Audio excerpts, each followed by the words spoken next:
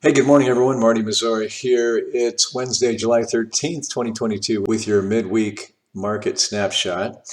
As usual, we'll go through different time frames on the S&P 500, and we'll draw some lines and conclude on what the technicals presently look like. But before that, I wanted to touch on three other areas: the dollar, bonds, treasury bonds, and gold.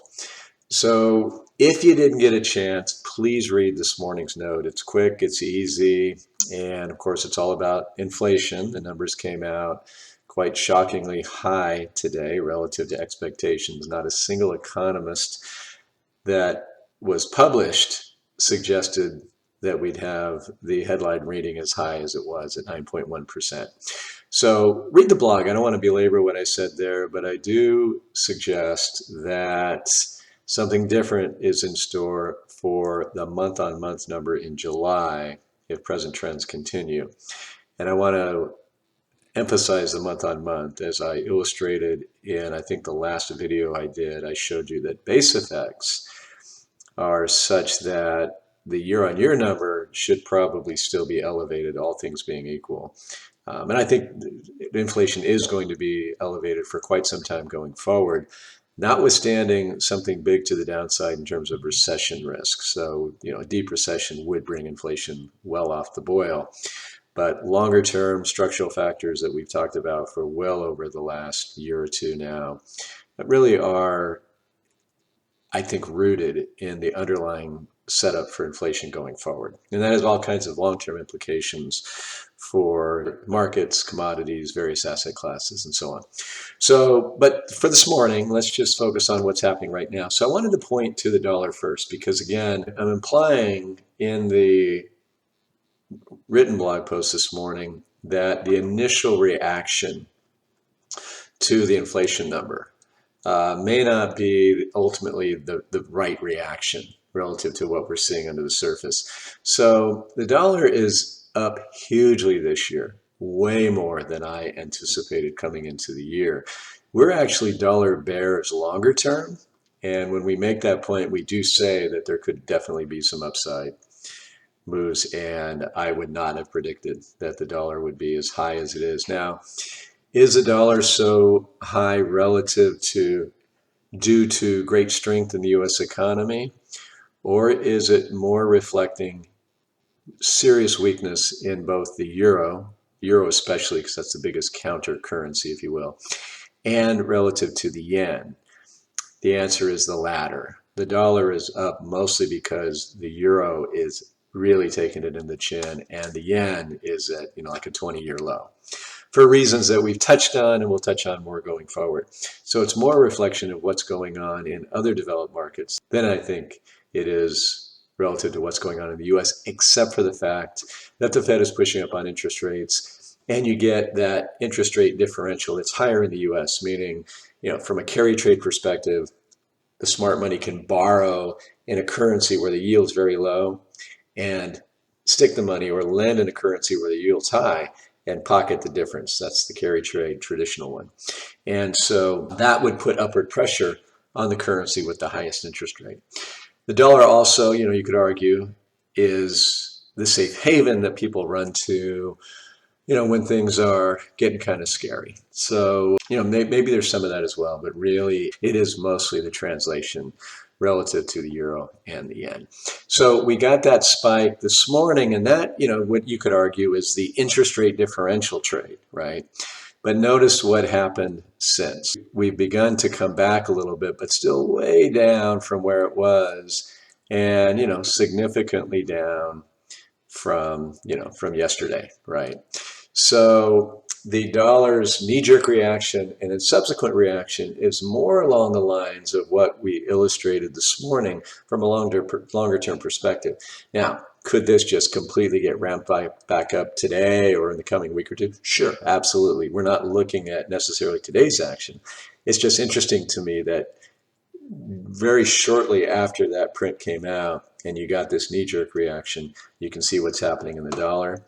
Of course, if interest rates are going to the moon because the Fed's just going to be really aggressive and continue to raise interest rates, and and the economy can stand up to that, I have to throw that last part in, then this made sense, right? Huge, huge spike in the 10-year yield.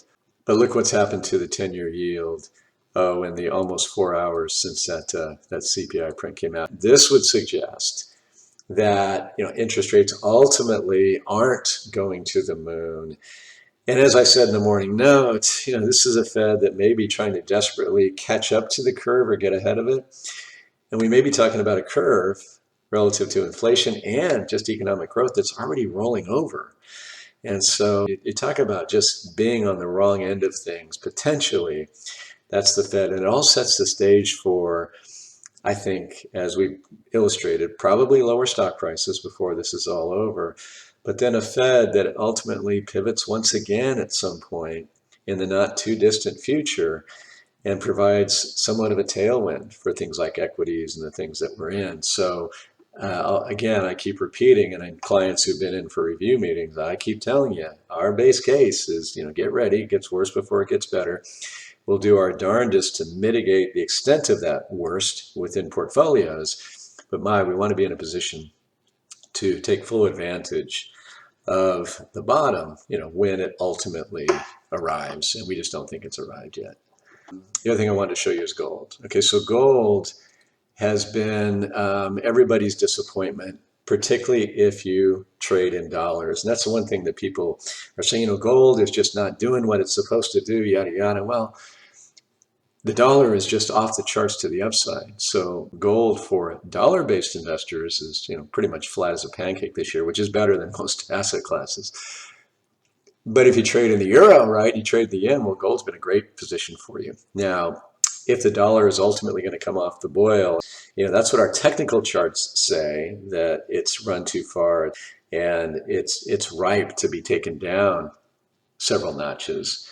Well, then gold could conceivably do pretty well, except for the fact that it's also very negatively correlated a lot of the time to interest rates. So this move suggests that, this morning gold was being very sensitive to the potential rise in interest rates, like the other things I just showed you. But again, consistent with what we charted in terms of how to really look at this going forward, it looks like the market may be getting that message, right away. And I want to be very careful not to suggest that this kind of short-term move in the span of 4 hours does a trend make, right? But it is consistent with our thesis going forward. Of course, when I wrote the article this morning, this is what was happening, and intimated that this may make more sense relative to these asset classes that I just showed you. And right now, it's interesting to be able to illustrate that for you. Okay, so the stock market, 60-minute chart, S&P 500, symmetrical triangle, which is a consolidation pattern, just continues to stretch itself out there, right?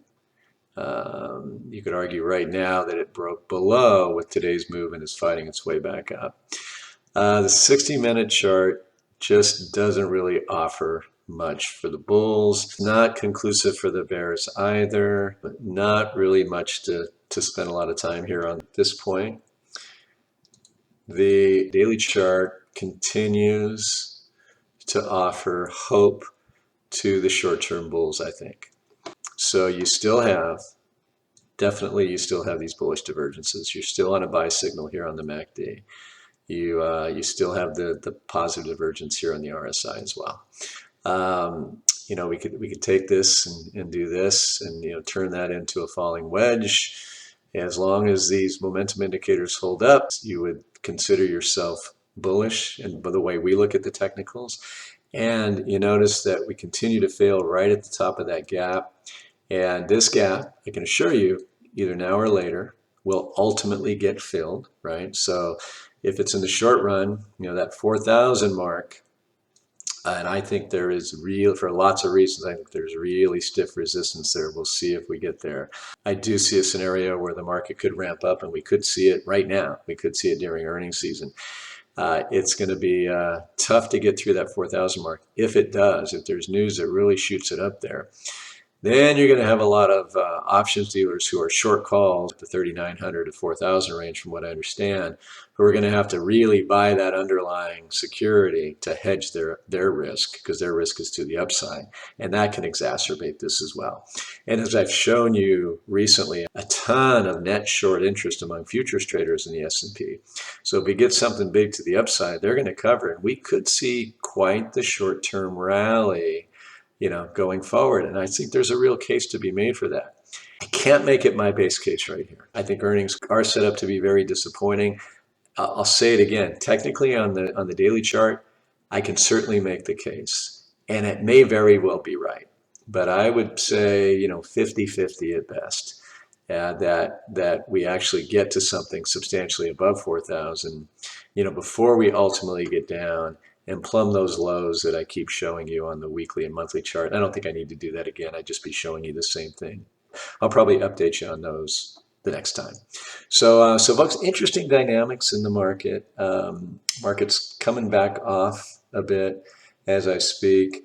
Tech is holding up pretty nicely. We did add to our tech exposure, believe it or not, a little bit here recently. It's a very interest rate sensitive space.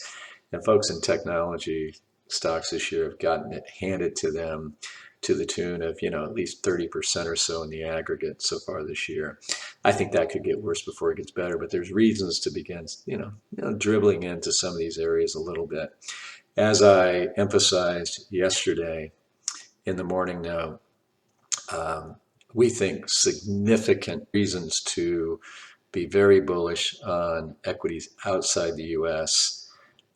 over the long run, as I said yesterday, after this dust has settled. Folks, I'll leave it there. Thank you very much, as always, for watching and listening. Be back soon. Take care. Bye-bye.